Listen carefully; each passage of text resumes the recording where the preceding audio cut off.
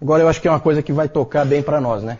Os cristãos primitivos. Nós falamos dos líderes. Nós falamos antes dos homens que estiveram à frente da igreja, dos principais líderes. E os principais líderes sempre escrevem muito. É engraçado isso, né? Provavelmente daqui a 200, 300 anos, certamente nós vamos estar... nós não, né? Porque daqui a 200, 300 anos acho que eu não vou estar aí. Mas a igreja vai estar falando de homens que defendem a fé hoje, como o John MacArthur, né? Vai estar falando, com certeza. São líderes reconhecidos mundialmente e que escrevem muito. Certo? Então é isso que acontece. Não, sabe, gente, não é diferente. A gente às vezes tem uma noção assim de que nós somos muito diferentes daquelas pessoas de 2000 anos atrás. Não é diferente, nós somos iguais. Iguais. A gente é só mais acomodado, as coisas são mais fáceis para nós. Só isso. Mas a nossa forma de pensar, as nossas atitudes, é tudo a mesma coisa, não é diferente. As coisas sempre se repetem, os líderes vão escrever sim, eles vão mandar cópias dos livros para os outros, eles vão ser reconhecidos, eles vão ser avaliados, vai haver crítica, é sempre a mesma coisa. Nunca se iluda com esse tipo de pensamento de que, não, naquela época eram diferentes e tal, né?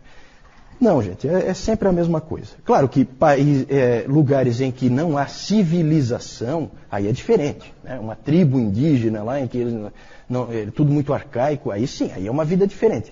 Mas aí é Império Romano. Império Romano. Boa parte dos gênios da humanidade estavam ali. Então a gente não pode se iludir quanto a isso. Vamos falar dos cristãos primitivos. Vamos começar, pode passar aí.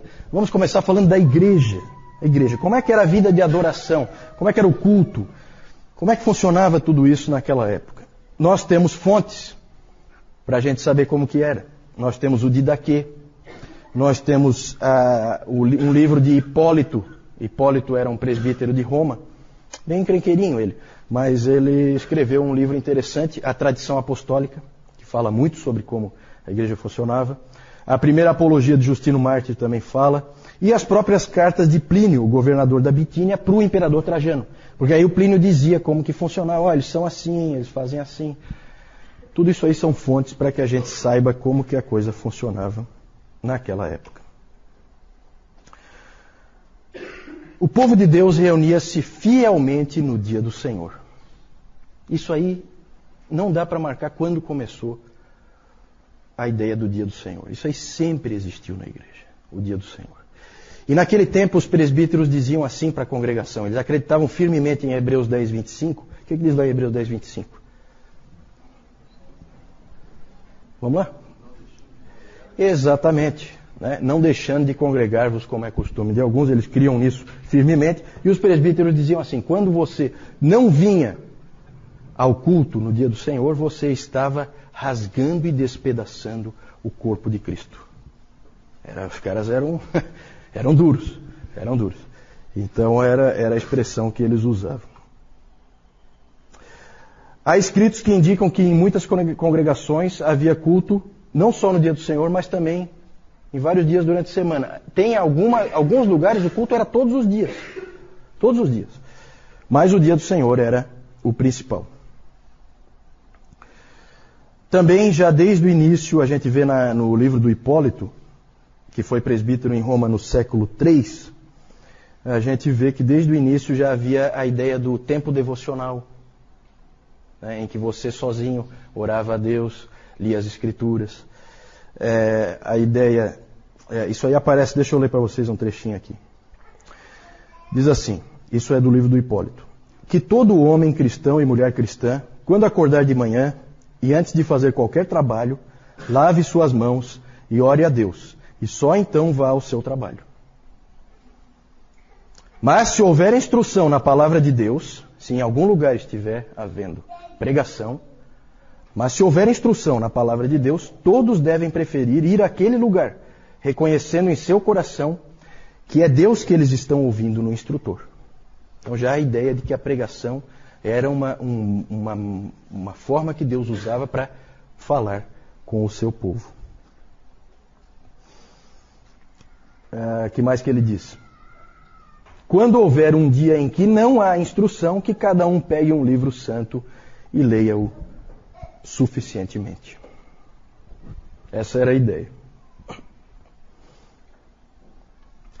As referências mais antigas ao dia do Senhor já usam o termo primeiro dia. No primeiro dia da semana. Sempre foi primeiro dia, tá? Essa história de que tinha que ser no sábado e tal. Ninguém é judeu, tá, gente? Sempre, se você é cristão, é primeiro dia. Esse debate é um debate tão... O Newton já falou sobre isso. É um debate tão assim, árido, desnecessário. A igreja nunca usou o sábado. Sempre foi o dia do Senhor, sempre foi o domingo. O Justino Marte, já na sua primeira apologia, ele já fala que nós cristãos nos reunimos no dia do sol. Certo? Era como eles chamavam o dia. Tá? Então ele tá só dizendo domingo, ele não está dizendo nada não é nenhuma referência pagã não, tá, gente? E ele dizia que isso era porque no primeiro dia Deus estabeleceu a ordem no meio do caos. E também com os cristãos, no primeiro dia, ele ressuscitou a Cristo e estabeleceu a nova criação. Ali. Essa é a justificativa, tá? Para ser no primeiro dia, pelo menos assim que eles usavam. Aí uma parte que vocês não vão gostar muito, alguns de vocês aí. As reuniões eram sempre muito cedo. Muito cedo. Sempre antes do sol nascer. Sempre. Eles diziam que era na hora do canto do galo. As reuniões ocorriam, o culto era nesses horários, sempre muito cedo. Por que isso será, hein? Provavelmente porque as pessoas tinham que trabalhar, certo? Porque não existe essa folga que nós temos hoje. Isso aí nós vamos ver por que existe hoje. Ou também pode ser também por uma questão de privacidade, para se proteger. Em alguns lugares pode ter tido esse elemento também. Eles se reuniam em casas, não existiam templos, igrejas, isso aí é uma coisa que vem muito depois. Então eles se reuniam em casas, normalmente era a casa do próprio pastor, que era adaptada, ele morava numa parte e na outra parte se usava para fazer as reuniões. Então era muito comum derrubar paredes para aumentar o espaço, né, e poder reunir as pessoas ali para o culto. Havia sempre leitura da palavra e pregação. A leitura da palavra, pelos registros que a gente tem, não era aquela leiturazinha, vamos ler um salmo. Não, se lia às vezes um livro inteiro das Escrituras.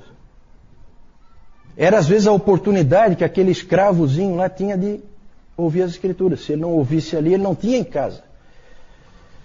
Então havia essa leitura da palavra e sempre uma pregação. A pregação podia ser em cima de um outro texto das Escrituras ou em cima do próprio texto que foi lido. Vinha então o presbítero e explicava aquilo, esmiuçava. Como é hoje?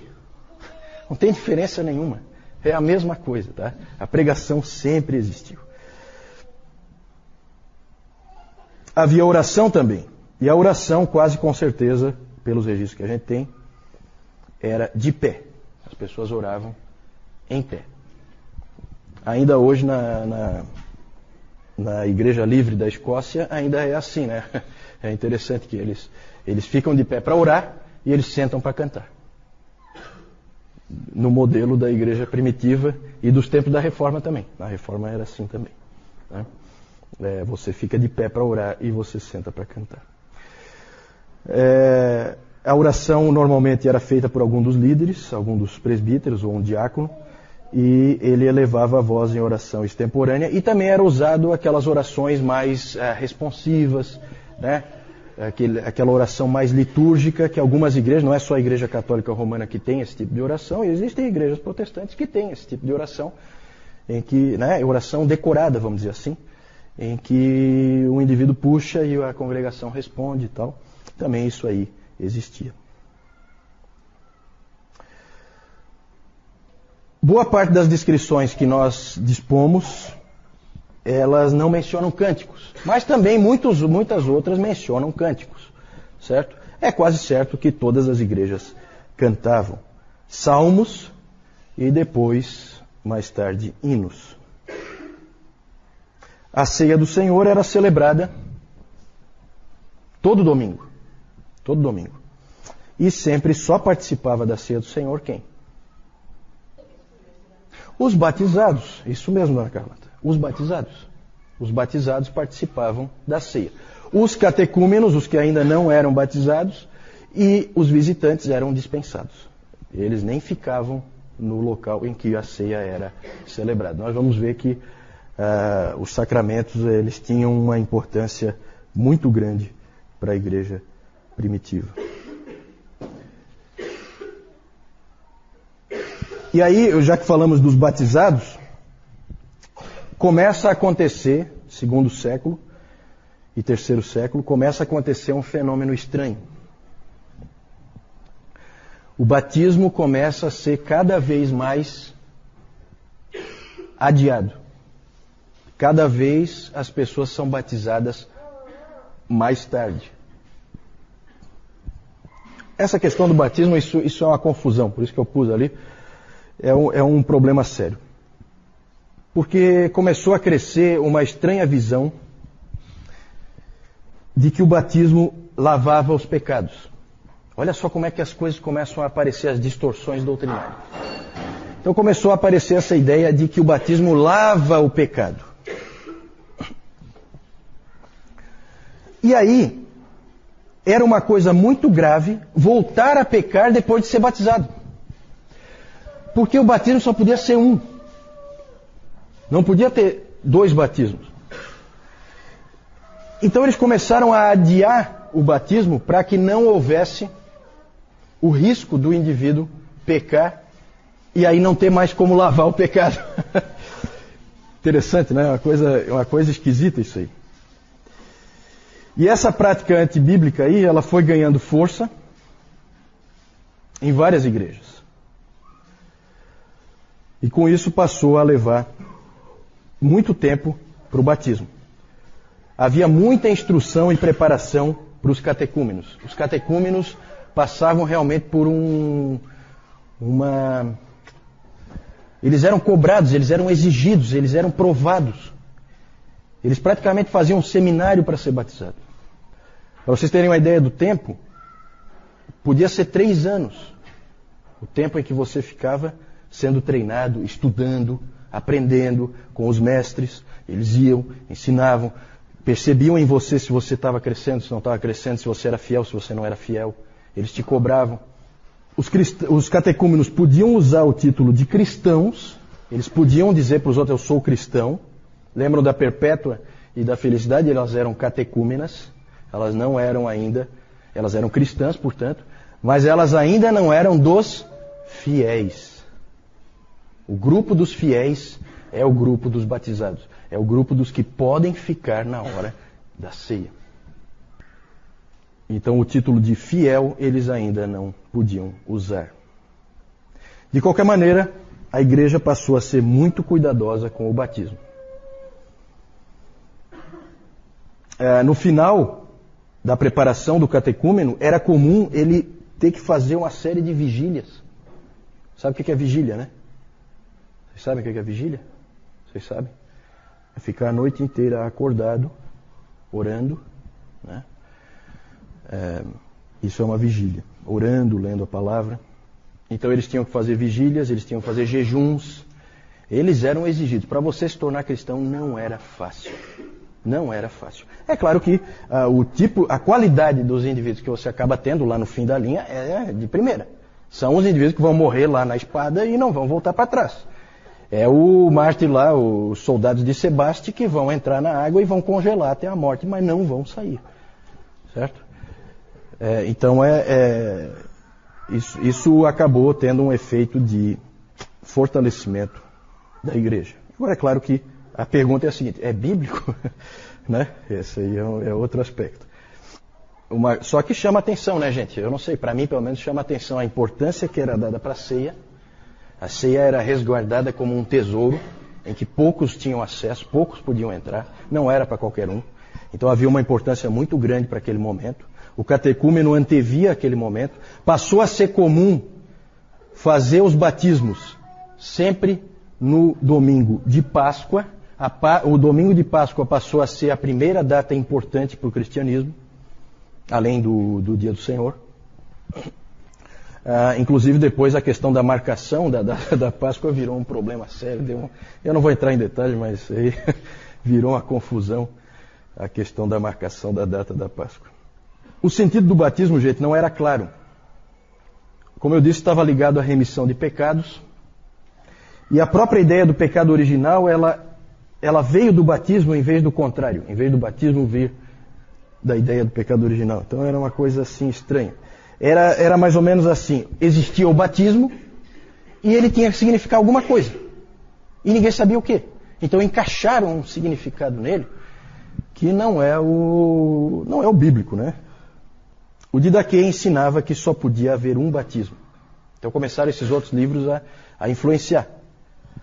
Até hoje, todo mundo crê que só pode ter um batismo, né? A não ser que algum seja considerado inválido.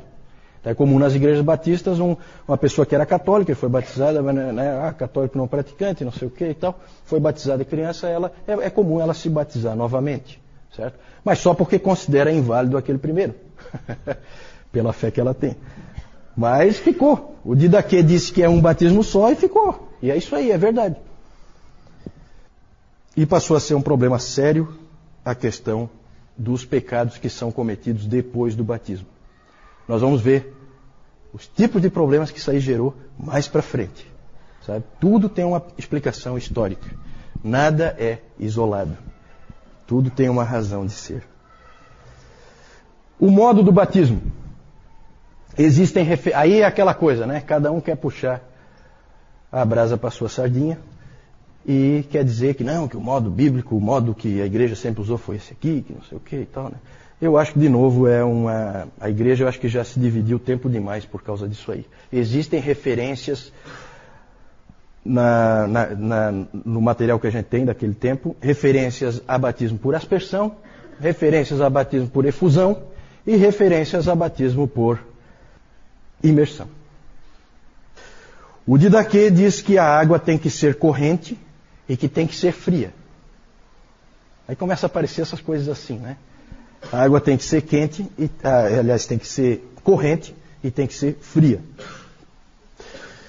E existem várias descrições diferentes de como o batismo era feito. Hipólito diz que em Roma o batizando ficava com água pela altura dos joelhos, e aí ficava a critério de quem estava batizando se achava que ele tinha que mergulhar a cabeça dentro da água, ou se simplesmente se pegava um recipiente assim e fazia por efusão, derramava água na cabeça dele. Tertuliano diz que o batizando era imerso e depois que ele saía era aspergida água nele. Isso aí é um problema, né? Esse aí criou confusão agora. Afinal de contas, é imersão ou é aspersão? Pois é, complicado. Tudo indica que a maneira de fazer era variada e que não era um problema, não era motivo de divisão naquela época. O mais importante era a seriedade com que se encarava o batismo e não como que ele era feito. Então a gente pode imaginar como era a coisa, né, gente? Você ficava 3 anos ali, numa verdadeira batalha para você conseguir se tornar um cristão, e aí começava a chegar o domingo de Páscoa e você fazia jejuns, você fazia vigília junto com o teu mestre, e você antevia aquele momento em que você ia ser batizado e que você então ia entrar pela primeira vez na Câmara dos Fiéis e ia participar da ceia pela primeira vez. É interessante como que a coisa funcionava. Por último, muita confusão no aspecto batismo de crianças. Esse sempre foi um problema também na história da igreja. Continua sendo um problema, batiza, não batiza. O batismo infantil, pelo que se pode ver do ponto de vista histórico, é uma prática bastante antiga, mas sempre foi polêmica. Sempre foi uma prática que gerou todo tipo de dificuldade, porque o batismo sempre gerou todo tipo de dificuldade. O pensamento era muito confuso. Primeira pergunta que os teólogos se faziam: a criança é inocente? A criança nasceu, é inocente? Tem implicação isso aí? Tem. Se ela for inocente, precisa lavar pecado? Não, não tem pecado, não precisa lavar. Então não precisa batizar.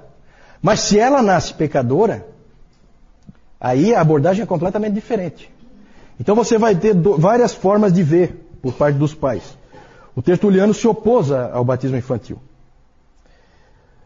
Mas o motivo não está muito claro. Ele, na verdade, a preocupação dele era muito mais com aquilo que eu falei antes. Você batiza o bebê e depois ele vai pecar lá na juventude, coisa, e aí? Faz o quê? Então o Tertuliano tinha essa preocupação. Sempre na cabeça a ideia do lavar os pecados. E outros, como Cipriano, lá de Cartago, ele disse que tinha que batizar o mais rápido possível. O Agostinho já tinha dito que a criança nasce pecadora, já tinha deixado isso claro. Ela nasce pecadora e que não demora muito para ela começar a manifestar a natureza pecaminosa dela em pecados visíveis. E o Cipriano também queria assim. Então ele dizia que não era nem para esperar aqueles 8 dias. O Cipriano dizia que não era nem para esperar aqueles 8 dias, que alguns estavam esperando, por causa da semelhança que eles faziam com a circuncisão. Alguns esperavam 8 dias e daí batizavam. Aí ele disse, não espera nem isso aí. Batiza o quanto antes, porque se morrer... Inclusive o Cipriano dizia que a criança chora quando ela nasce.